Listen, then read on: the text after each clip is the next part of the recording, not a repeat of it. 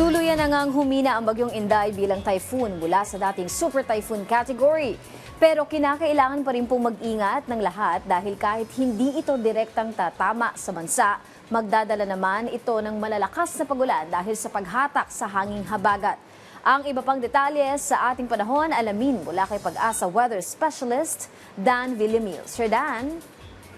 Yes po, magandang umaga po sa ating mga taga-subaybay dito sa PTV4. Huli namatay yung sentro ng mata ni Bagyong Inday kaninang alas 4 ng madaling araw sa layong 925 kilometers silangan ng Hilagang Luzon. May taglay itong lakas ng hangin na malapit sa gitna na umabot ng 175 kilometers per hour at pagbugso na umabot ng 215 kilometers per hour. Sa kasalukuyan, gumagalaw ito west-northwestward sa bilis na 20 kilometers per hour.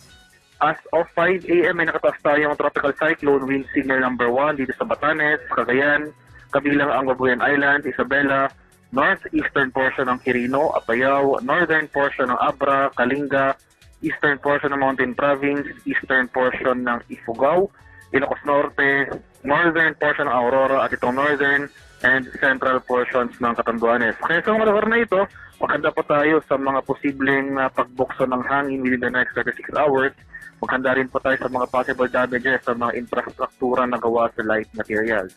At sa lalabing bahagi naman ng ating bansa, malaking bahagi ng ating bansa, especially itong western section, asahan natin itong mga kaulapan at pag-ulan na dulot naman ng southwest monsoon ng habagat na pinaiiral o pinapalakas itong si Bagyong Inday.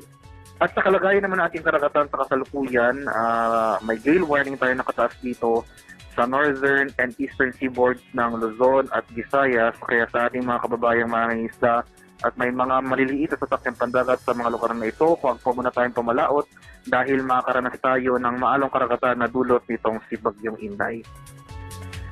At yan lamang po ang latest mula dito sa Pag-asa Weather Forecasting Center, Dan Villamil nag-uulat.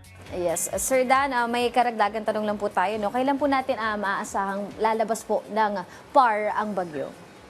Okay, nasan po natin yung tuluyang paglabas ng ating Philippine Area of Responsibility nitong bagyo ay possible po by Saturday pa.